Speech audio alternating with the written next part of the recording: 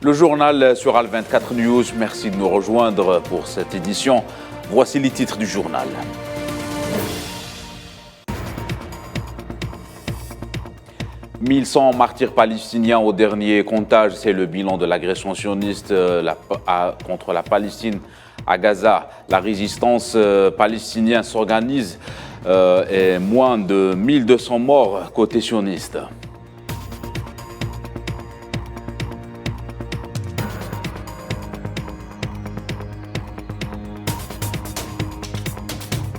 Et les hôpitaux et des établissements de santé du territoire de Gaza n'ont pas été épargnés par la campagne d'agression sioniste au vu et au su de la communauté internationale.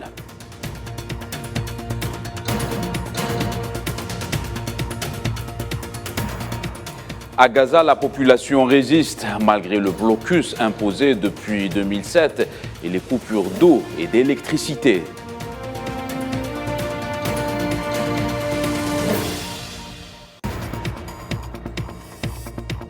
Sur le flanc diplomatique, une réunion d'urgence s'organise au Caire par la Ligue des États arabes. Le chef de la diplomatie algérienne, Ahmed Attaf, prend part.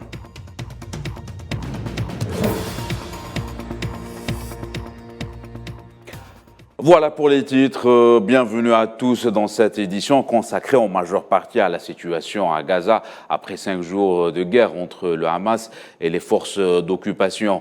Le bilan des morts fait état de 1200 martyrs côté palestinien, un chiffre qui s'est accru après l'intensification des bombardements sur l'enclave de Gaza depuis samedi dernier.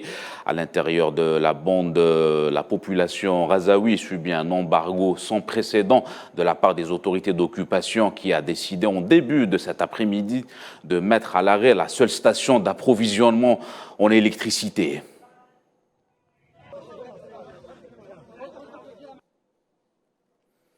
Côté palestinien et selon des sources locales, la riposte aux agressions de l'armée d'occupation a fait 1200 morts dans les rangs d'occupation. Des affrontements ont également eu lieu au sud de Naplouse, dans le village de Kassara.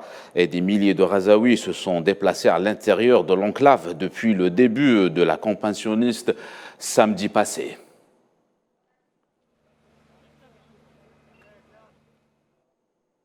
Et c'est un 5e jour de combat et de guerre entre Hamas et l'armée d'occupation. Ces dernières heures ont connu une intensification des bombardements visant la bande de Gaza et ses infrastructures de jour comme de nuit. Plusieurs sites ont été pris pour cible, ce qui a poussé une bonne partie de la population de Gaza à prendre refuge dans les établissements de l'UNRWA, ainsi que des milliers de déplacés ont été déplorés par crainte d'une campagne d'envergure.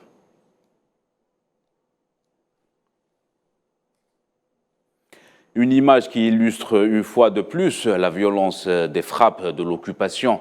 Ces 2 maisons qui ont été ciblées par des raids aériens à Gaza. Le Bureau des Nations Unies pour la coordination des affaires humanitaires a indiqué qu'environ 175 000 personnes ont été déplacées. Ils ont trouvé refuge dans 88 écoles gérées par l'Office des secours et des travaux des Nations Unies pour les réfugiés palestiniens, l'UNRWA.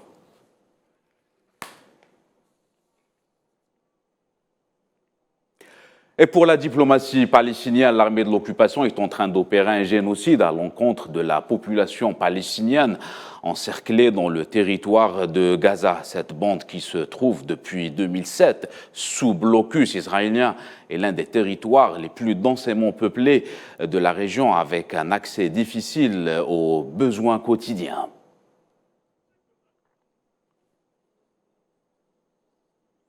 Et justement, c'est les hôpitaux et les établissements de santé palestiniens qui n'ont pas été épargnés par la machine de guerre de l'occupation. Plusieurs lieux de santé ont été pris pour cible par l'aviation et les bombardements, des opérations contraires aux normes du droit international humanitaire.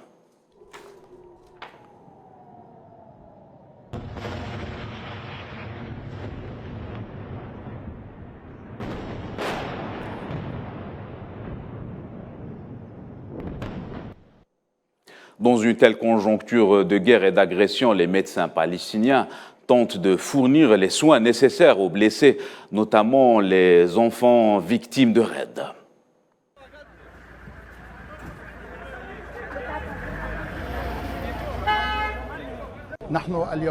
Aujourd'hui, nous sommes entrés dans une nouvelle étape critique dans notre secteur de la santé en essayant d'aider les malades et les blessés après l'agression israélienne. Nous parlons de lits pleins dans les hôpitaux de Gaza, ajoutant à cela que les médicaments et les fournitures sont sur le point d'arriver à rupture. Le carburant et le générateur sont également sur le point de s'épuiser. Il y aura un problème réel, imminent, car la compagnie d'électricité nous a prévenu qu'elle arrêterait complètement le travail, ce qui se répercutera sur tous les blessés de l'agression israélienne et les malades de Gaza. Les heures à venir sont très sensibles et pourraient être très choquantes pour tout le secteur de la santé et pour tous.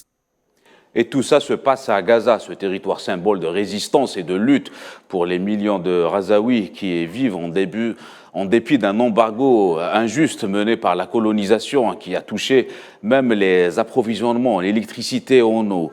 Le point avec Naïla Hamouda. Un théâtre de ruines au milieu de Gaza. Des maisons réduites en poussière. Les agressions militaires sionistes se poursuivent pour le 5e jour consécutif et leur impact est accru par la décision de l'entité sioniste de couper l'approvisionnement en eau vers la bande de Gaza. La menace d'une crise de la soif plane sur l'enclave devient imminente. L'eau courante est devenue un stratagème permettant d'assiéger les habitants, de les punir et de leur imposer davantage de pression. Ici, à Khan Younes, dans le sud de Gaza, les volontaires sont à pied d'œuvre. Ils transfèrent l'eau à l'aide de charrettes et de camions-citernes. Même les enfants aident avec les moyens du bord. J'envoie de l'eau à ceux qui ont vu leur maison démolie et à ceux qui souffrent des malheurs. Tous ceux qui ont été déplacés n'ont pas d'eau, ni de nourriture, ni quoi que ce soit. Tout ce qu'ils ont, c'est la souffrance, la peur et l'horreur.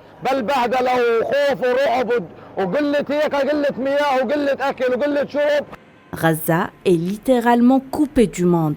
La seule centrale électrique de l'enclave a cessé de fonctionner car l'entité sioniste a interrompu l'approvisionnement en carburant. Il s'agit de l'une des crises les plus complexes auxquelles est confrontée la population et celle qui a le plus d'impact sur la vie des habitants.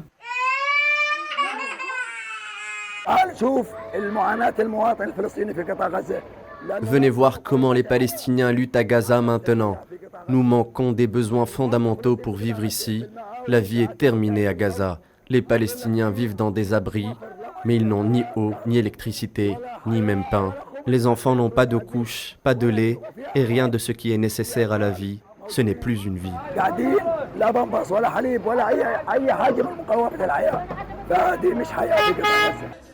La situation des civils est déjà catastrophique. Les hôpitaux de Gaza sont pleins et le matériel médical est en train de s'épuiser selon le porte-parole officiel de l'Organisation mondiale de la santé. Pis encore, les équipes médicales ne peuvent circuler librement dans la région. Les appels de l'ouverture des couloirs humanitaires pour acheminer l'aide et faciliter l'entrée des vivres dans la bande de Gaza se multiplient et les réserves alimentaires ne pourront pas tenir plus de 2 jours. Sur le terrain toujours, la journaliste Mah Husseini parle d'une situation d'isolement de la population palestinienne du monde extérieur à travers les restrictions sur les réseaux de télécommunications à Gaza. S'ajoutent à cela les destructions massives des lieux résidentiels dans un blackout sans précédent. Ce sentiment d'être coupé du monde est encore plus dur que de réaliser que nous, Palestiniens, sommes confrontés à un génocide complet, une crise humanitaire globale. En fait, nous sentons ici qu'Israël tente progressivement d'interdire les entreprises de télécommunications et de perturber les services de télécommunications à Gaza, afin qu'un génocide, des bombardements et la destruction des quartiers et de blocs résidentiels entiers se déroulent dans un blackout complet, sans que ces gens ne s'expriment ou ne parlent au monde. Pour Ankara, il s'agit d'une violation des droits de l'homme menée par l'État occupant dans les territoires de la Palestine. La Turquie, comme beaucoup de pays de la région, ont dénoncé la politique sioniste et le non-respect des droits de l'homme. Écoutez, l'eau n'est pas distribuée à Gaza en ce moment. Où sont les droits de l'homme? L'électricité, aucune. Elle n'est pas fournie. Où sont les droits de l'homme?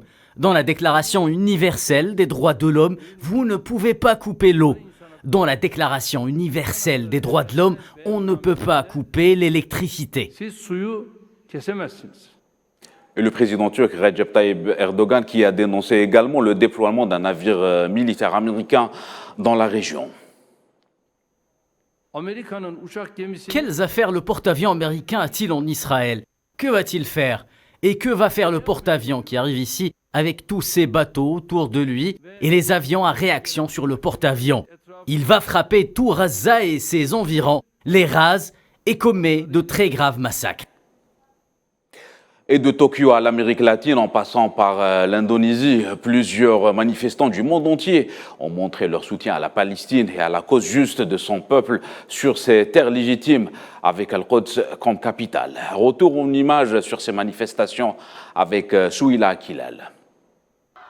Telle une araignée qui tisse sa toile, l'onde de solidarité envers la Palestine et son peuple se poursuit et se propage à travers le monde. Aux quatre coins de la planète, des hommes et des femmes continuent de battre le pavé pour dénoncer la barbarie sioniste.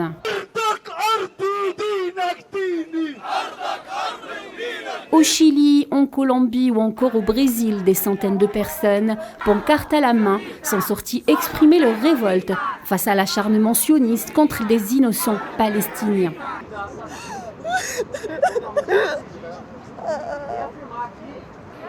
Nous réagissons à la violence qui est perpétrée contre nous depuis tant d'années. La situation est désormais très critique pour nous tous. Je ne sais pas si la semaine prochaine, demain ou dans les prochaines heures, ma famille sera en vie. Je ne sais pas si demain il y aura des Palestiniens et c'est pourquoi nous nous battons. Nous ne pouvons pas réduire le discours à décrire l'attaque des Palestiniens et du Hamas comme un acte terroriste, alors qu'en réalité cela représente 75 ans d'oppression, d'attaque et d'injustice contre le peuple palestinien, en particulier dans la bande de Gaza, qui est une région contrôlée par Israël. Même chose en Asie, les capitales sud-coréennes, japonaises, indonésiennes et philippines ont toutes connu ce mercredi 11 octobre des rassemblements en solidarité avec le peuple palestinien. À Séoul et Tokyo, des centaines de manifestants se sont réunis devant l'ambassade de l'entité sioniste pour dénoncer l'oppression des Palestiniens et appeler à la fin des interminables bombardements sionistes sur Gaza. Notre action cet après-midi est d'exiger des États-Unis, par l'intermédiaire de l'ambassade américaine, qu'ils cessent de soutenir les occupants juifs, à savoir l'Israël sioniste. Nous savons que le gouvernement américain a toujours soutenu la barbarie, la cruauté et les crimes commis par Israël. C'est pourquoi nous manifestons pour exiger qu'en particulier le gouvernement américain arrête et révoque leur soutien à Israël. En France, plusieurs rassemblements organisés par des collectifs soutenant la cause palestinienne ont été interdits par arrêtés préfectoraux ces derniers jours, notamment à Paris et Lyon. En revanche, dans le reste du monde, de New York à Sydney en passant par Londres, Manille et Jakarta, l'élan de solidarité semble drainer les foules. Et face à ces agressions sans précédent depuis samedi dernier, la réaction palestinienne ne s'est pas fait attendre. La résistance a procédé au lancement de roquettes sur plusieurs zones des territoires occupés palestiniens, ainsi que des tirs de roquettes qui ont ciblé les colonies d'Ashkelon, Asdoud et Tel Aviv.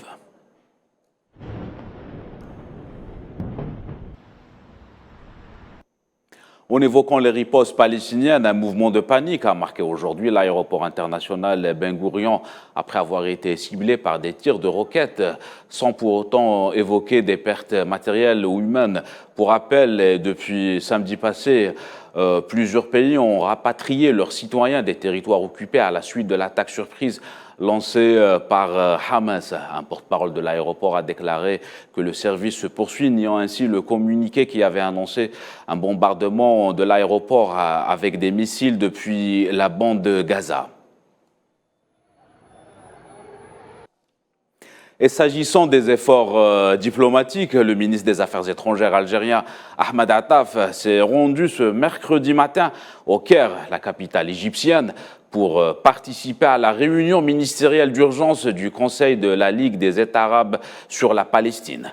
Un communiqué du ministère indique que cette réunion a eu lieu à la demande de l'État de Palestine pour discuter de la détérioration de la situation dans les territoires palestiniens occupés à la lumière de l'agression sioniste contre la bande de Gaza.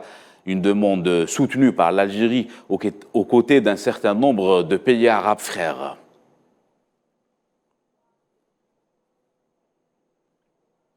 Réaction toujours, l'ancien leader et chef du bureau politique du Hamas, Khaled Mash'al, a exhorté la nation arabo-musulmane vendredi prochain à faire preuve de soutien pour la Palestine et la solidarité avec Gaza à travers des manifestations dans les rues des pays arabes et musulmans.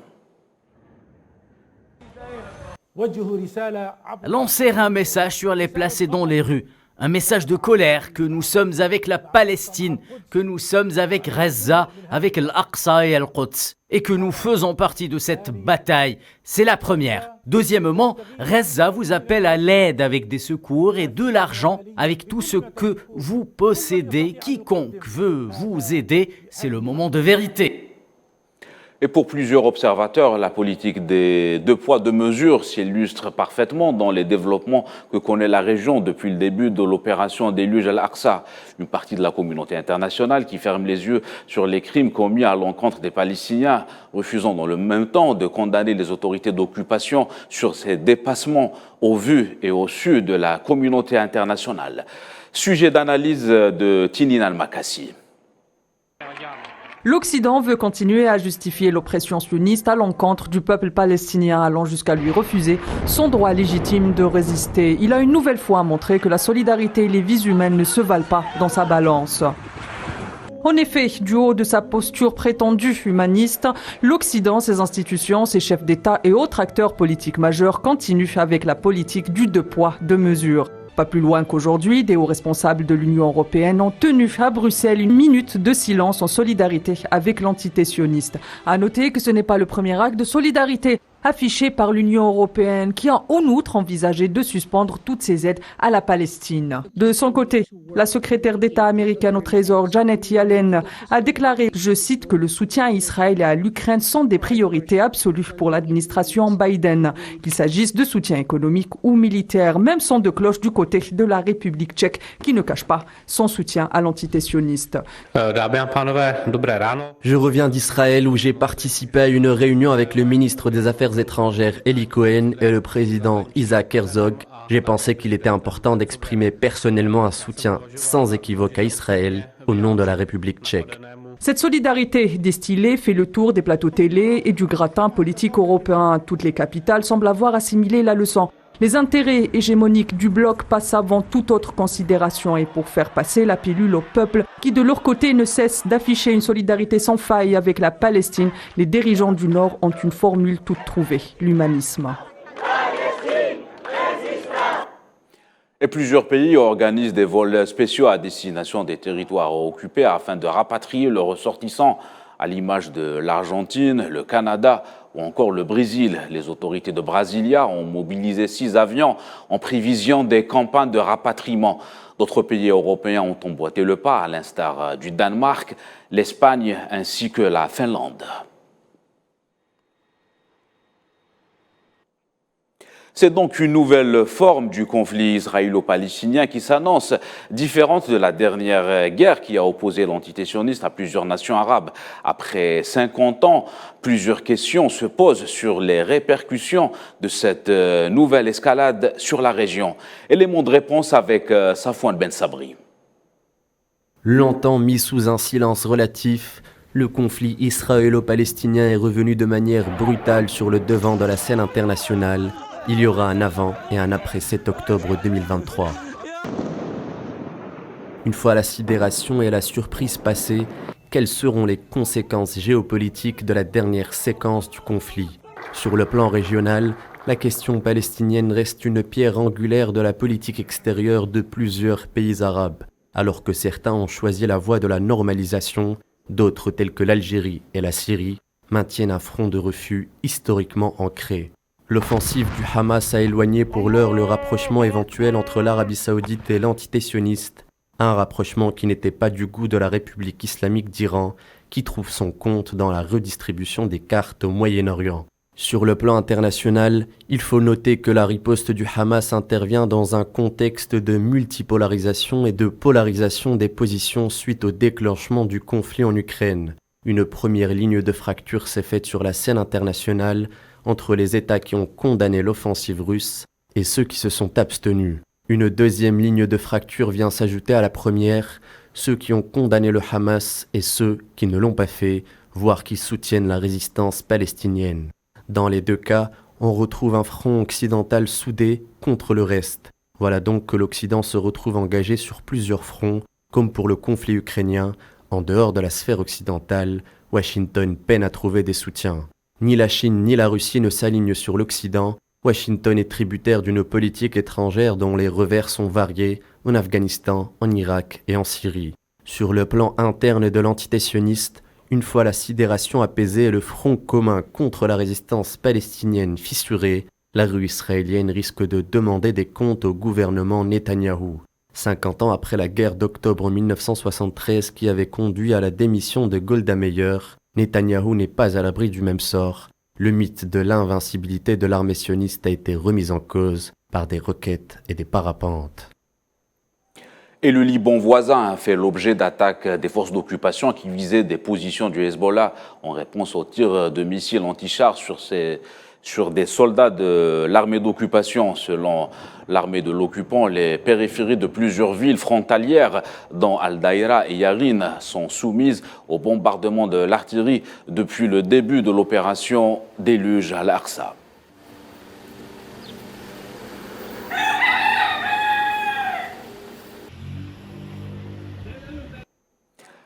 Voilà, mesdames et messieurs, pour ce qui est des derniers développements de la situation à Gaza et dans les territoires occupés. Nous y reviendrons dans nos prochaines éditions. Et l'actualité dans ce journal, c'est aussi la situation au Niger. Les autorités de Niamey, en place depuis le 27 juillet dernier, ont dénoncé les entraves mises, selon eux, par l'Organisation des Nations Unies. En l'occurrence, son secrétaire général Antonio Guterres ont vu de contrarier la participation pleine et entière du Niger à la 78e Assemblée générale des Nations Unies qui a eu lieu au mois de septembre à New York. En conséquence, les autorités ont ordonné le départ de la coordinatrice de l'ONU au Niger, Louise Aubin, dans un délai de 72 heures.